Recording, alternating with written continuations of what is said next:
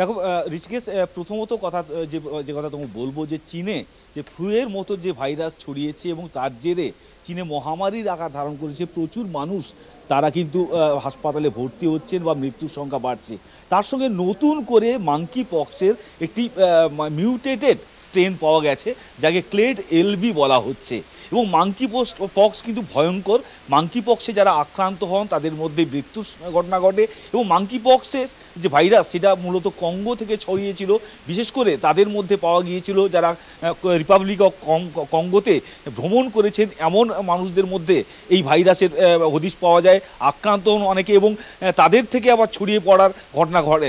2024 সালে সারা পৃথিবীতে বিভিন্ন জায়গায় মাঙ্কি পক্স ধরা পড়ে, মাঙ্কি পক্সে আক্রান্ত রোগীদের চিহ্নিত করা হয় এবং ভারতেও বিদেশ থেকে ভ্রমণ করে আসা বেশ কয়েকজনের দক্ষিণ ভারতে মাঙ্কি পক্স ধরা পড়েছিল। কিন্তু মাঙ্কি পক্সের যে নতুন স্ট্রেনটি ধরা পড়েছে, যাকে ক্লেড এলবি বলা হচ্ছে, এটা কিন্তু চীনের যে সেন্টার ফর ডিজিজ কন্ট্রোল তারা কিন্তু জানিয়েছে এবং সংবাদ সংস্থা রয়টার্স উদ্ধৃত করেছে যে এই মাঙ্কি পক্সের নতুন স্ট্রেনের হদিশের কথা চীন স্বীকার করেছে। এবং হু এর আগে থেকে চিন্তিত ছিল, হু গত বছরই ওয়ার্ল্ড হেলথ ইমার্জেন্সি ডেকেছিল মাঙ্কি পক্স যেভাবে ছড়িয়েছিল। ফলে এই নতুন ফ্লু লাইক ভাইরাস চীনে যা ছড়িয়েছে, যার জেরে আতঙ্ক তৈরি হয়েছে, চীনে মহামারীর আকার ধারণ করেছে।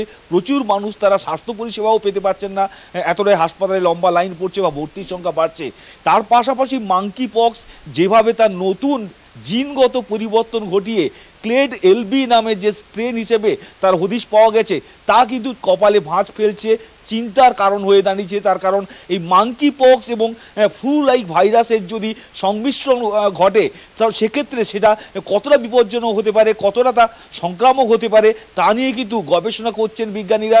চীনও এ নিয়ে গবেষণা করছে। কিন্তু একটা কথা সবসময় চীনের ব্যাপারে বিশেষজ্ঞরা বলে থাকেন যে চীনের তথ্য যতটা বেশি সেখানে ধরা পড়ে ততটা তাকে জানানো হয় না।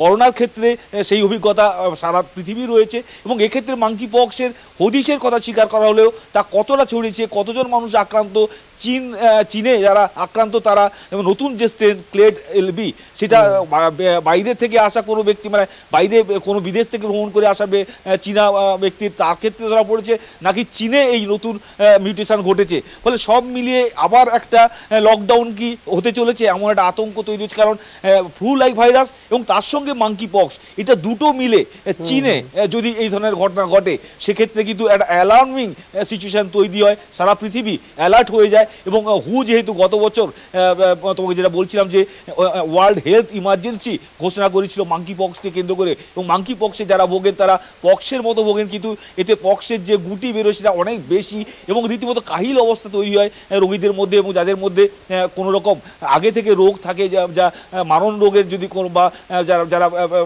যে সমস্ত ক্রনিক ডিজিজে ভোগেন, তাদের ক্ষেত্রে কিন্তু বিপজ্জনক হয়ে উঠতে পারে। এবং মাঙ্কি পক্সের ক্লেড এলবি এই স্ট্রেনটি জিনগত পরিবর্তন ঘটানোর ফলে সেটা কি আরো মারাত্মক হতে চলেছে, সেটা কি আরো বেশি অ্যালার্মিং হতে চলেছে, আরো বেশি সংক্রামক হতে চলেছে। এক্ষেত্রে জানতে চাইবে, একে তো এই এসএমপি ভাইরাসে আক্রান্ত হচ্ছেন চীনের বহু মানুষ এবং সেখান থেকে ছড়াচ্ছে বলে ধারণা করা হচ্ছে। পাশাপাশি এই মাঙ্কি পক্সের নতুন স্ট্রেন বা ক্লেড এলবি যেটা তুমি বলছো, হুয়ের পক্ষ থেকে এখনো পর্যন্ত কোনো সতর্কবার্তা?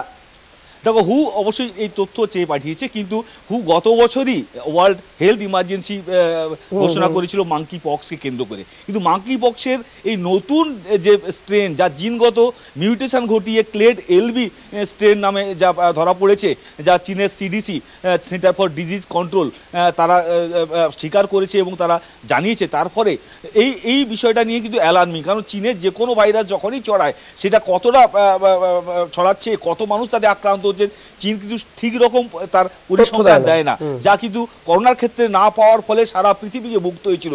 একটা নতুন করে লকডাউনের সে সময় লকডাউনের অন্ধকারে পড়তে হয়েছিল, প্রচুর মানুষকে জনজীবন মারাত্মকভাবে ব্যাহত হয়েছিল।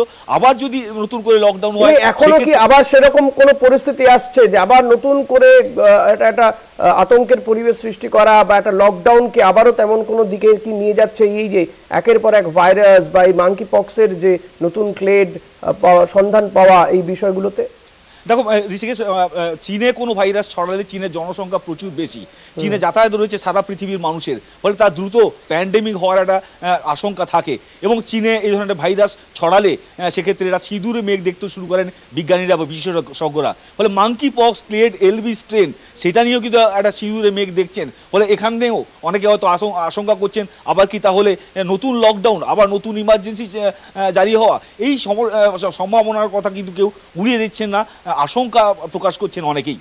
ঋষিকেশ, অনেক ধন্যবাদ। নিমাই কথা বলছিলাম আমাদের প্রতিনিধি নিমাই পান্ডার সঙ্গে। নিমাই ছিলেন নিউজরুম থেকে সরাসরি। মাঙ্কি পক্সের নতুন স্ট্রেনের হদিশ পাওয়া গিয়েছে চীনে। মাঙ্কি পক্সের ক্লেড এলবি, এই নতুন স্ট্রেনের হদিশ পাওয়া গেছে, স্বীকারও করেছে চীনা স্বাস্থ্য মন্ত্রক। জিনগত পরিবর্তন ঘটিয়ে মাঙ্কি পক্সের এই নতুন রূপ মিলেছে। চীনের সেন্টার ফর ডিজিজ কন্ট্রোল এটা জানিয়েছে 2024 এই মাঙ্কি পক্স নিয়ে হেলথ এমার্জেন্সি জারি করেছিল হু। কঙ্গোয় প্রথম ধরা পড়ে এই মাঙ্কি পক্স। একে তো এসএমপি ভাইরাস, তারপরে তার একটা প্রাদুর্ভাব ঘটছে এবং তার জেরে চীনের বহু জায়গাতে ইমার্জেন্সি ঘোষণা করা হয়েছে এবং এরপরে এই মাঙ্কি পক্সের যে নতুন স্ট্রেনের সন্ধান মিলেছে, ফলত সব মিলিয়ে ভয়াবহ আকার ধারণ করছে গোটা পরিস্থিতির দিকে নজর রাখছে ওয়ার্ল্ড হেলথ অর্গানাইজেশন।